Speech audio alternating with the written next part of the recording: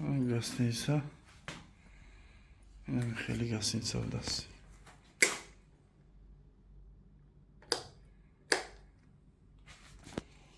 Свеча нафahmdim اینجا گرو میکنی. یه روز داد تا آورد بکر میتیم. این همه چای قهوه. این حمامش. خیلی اینجا تریزش.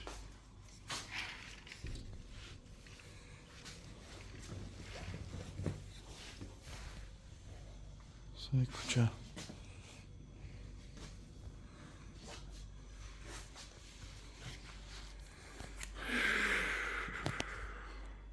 السلام عليكم ورحمة الله وبركاته. أسعد الله نهاركم. الله متعال روزهای خوب، روزهای خوشی را نصیبی همه ما و شما گردانه.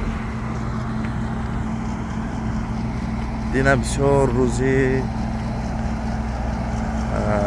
سخت بود، مانده شدیم. ای سفری دور و دراز استراحت کردیم.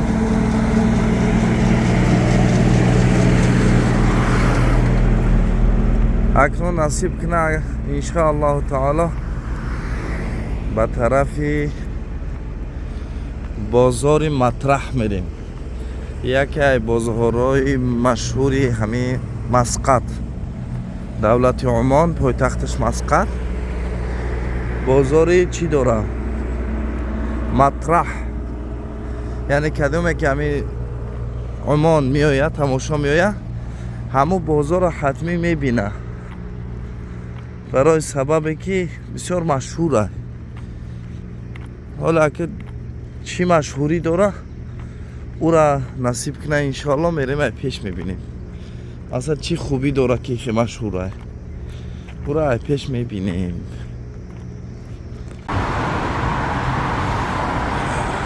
در مسقط برای از یک پره راه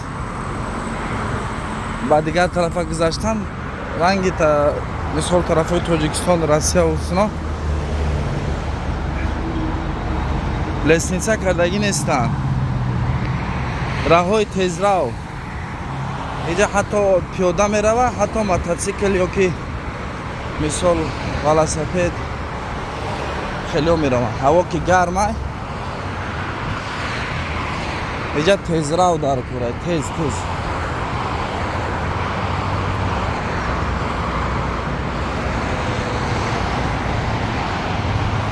های بالا باید منظره خوبم تماشا کرده می شود.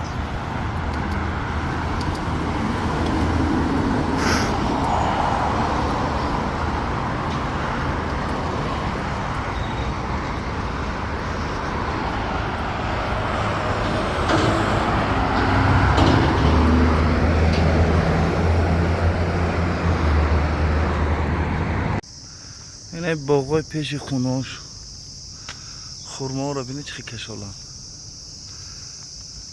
این خورما هم برای بزیبم همین خورما را نگهبین میکنه، خورما میتین. اینه یک نمود چای، اینه نمود دیگر خیلی چای بود. سبحان الله، بسم الله ما شاء الله، بسم الله ما شاء الله، بسم الله ما شاء الله. اللهم بارک، اللهم بارک. الله در اهل بیت همین خاندان برکت نصیب کن. اما وقت چیزی خوبه دیدی در حقش دعای نیک کن. چشم کردن ضرر میتیه و اونی که ختم بعد ضرر میتیه. برای که چشم نکنی یا سبحان الله یا ماشاءالله اللهم بارک با ذکر قطعی تو اینکه چشمت نرسه حسد نکنی. الله در قرآن میگه که ام یحسدون الناس علی ما آتاهم الله من فضله. آیا مردم حسد میکنن با اون چی که الله متعال اونا را از فضل خودش عطا کرده است؟ یعنی الله با او را عطا کرده همین نعمت دادگی. حسد تو برای چی میکنی؟ неъмат аз ҷониби ту набоша, аз ҷониби парвардигор шай. аллоҳ додасташ кадоме боша? ҳасад ту бефоида ҳай. метонӣ аллоҳумма барик, аллоҳумма барик. машоаллоҳ бигӯ.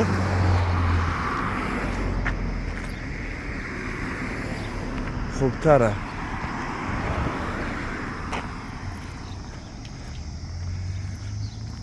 таксиё қарор накардисам. ҳавом хе гарми аст ки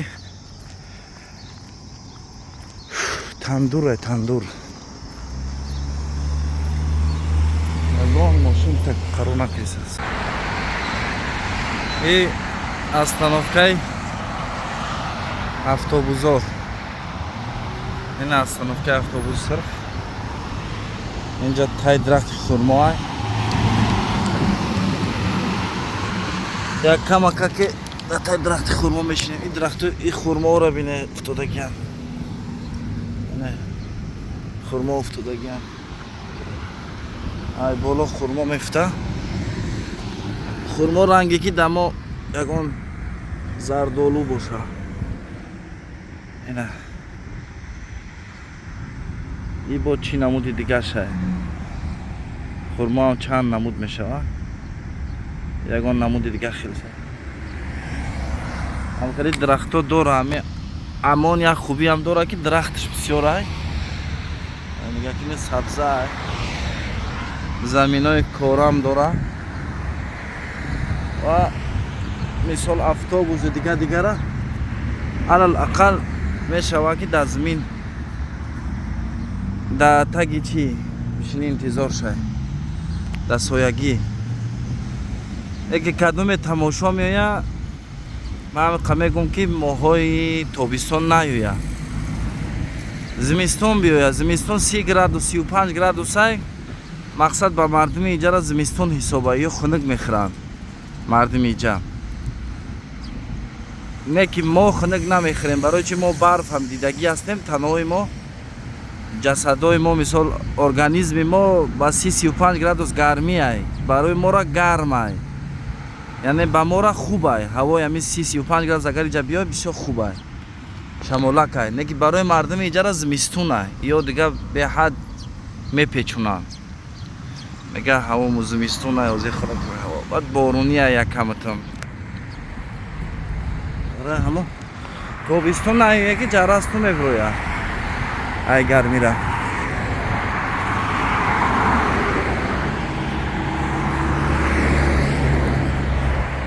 ин ам даст автобус мо. ана хилас ҳар кас тоқат кардан наметавонад дар тобистон. иҷа бига тамошом биём тоқат кардан наметавонӣ.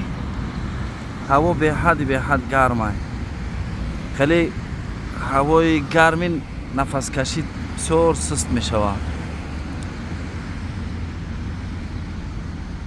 ҳай бо ҷиҳате ки соя дорад. аз соякш мешинӣ шамолак хуб ай. анамиш хуб ай. ана тарафҳои дубай ҷо ябора қин ай. барое ки уҷа дарахт надорад хе савзиёро. ягон ҷош да савза ай.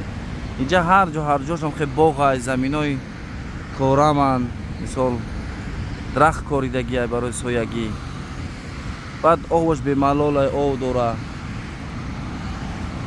инам хеле вақте ба хориҷа сафар мекунем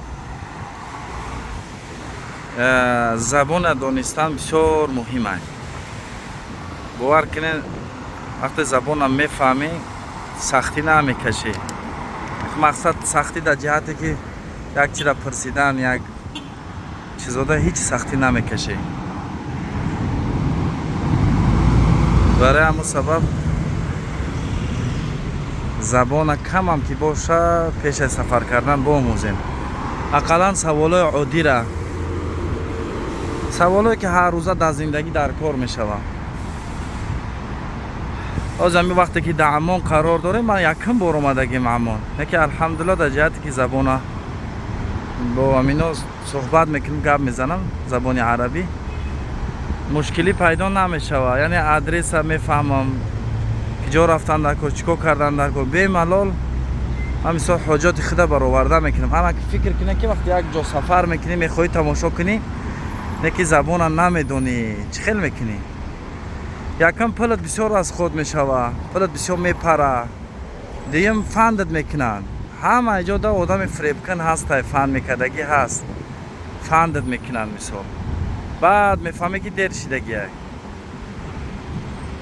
بعد زبان وقتی که بتونی گپ زنی آدمی هم که اگر کمک در دلش شبهه فهم کردن باشه با آرام میشوه، میگم میفهمه مقصد زبان که میفهمه دیگه در اون حالت مثال دیگه کش نمیکنه. مثال فهم خیلی آدمی بی غیرت داره که با فهم کنه با رای همین سبب زبان دانی جهان دانی. تعلم لغت قوم تأمن مکرهم.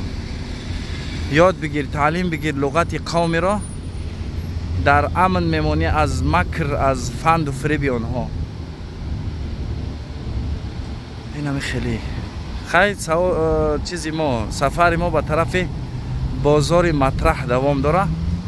من خواستم به اتوبوسا برم، 2 اتوبوس میرفته است، در جهت یگان سرازیمه هم نیستیم. بعد از همه مهم پول اکونوم کردن، یعنی در اینجا با پول در دیگه جا صرف میکنی. اتوبوسا میروند، اتوبوسا وای فای دارن مثلا، بعد سلقینن. ماشین میدهگ و خیلی رنگ اتوبوسا نیستن. اتوبوسا کامفورتش بسیارتره.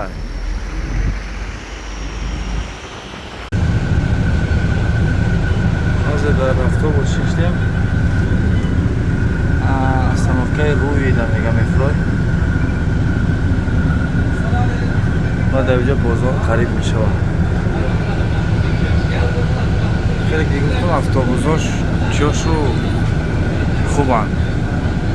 اینا در بالا روی نیسته که اتوبوس یک کنسنه چیزاش خوبن. مقصد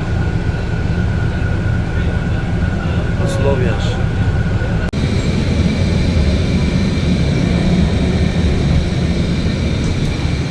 بازار در لبی بحر، در لبی بحر بازار و بازار یک استانوفکه دیگه ما. اما یک خوبی داره که اتوبوساش همش وای فای دارن، گسینسا وای فای دارن.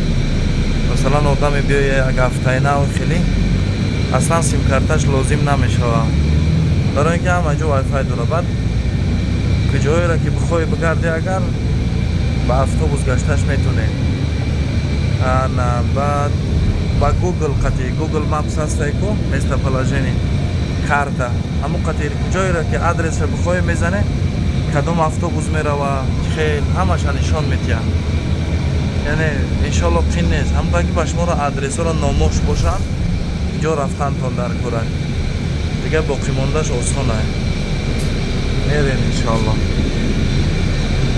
بعد خیلی که میبینین بسیار شهری توزه، نظر و دیگه دولت ها توزه، سبزه، گل و گلزار کردگی بسیار بازیبه. هواش نکی گرمه.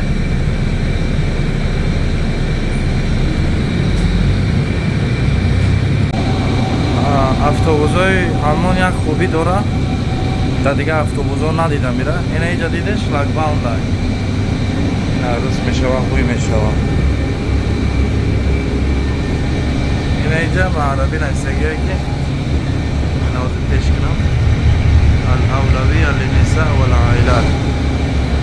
مقصد همین پیش اتوبوس، این همین پیش این اینجا برای زنکا و اویلا مقصد کودکا و این همیو میشوه جداش کردگی. وقتی کوی اینجا بشینم میگه عقیب دا بشین، برای که اینجا که اگون زنک اومد به ملال جوش پیدا میشوه برای شیشتن.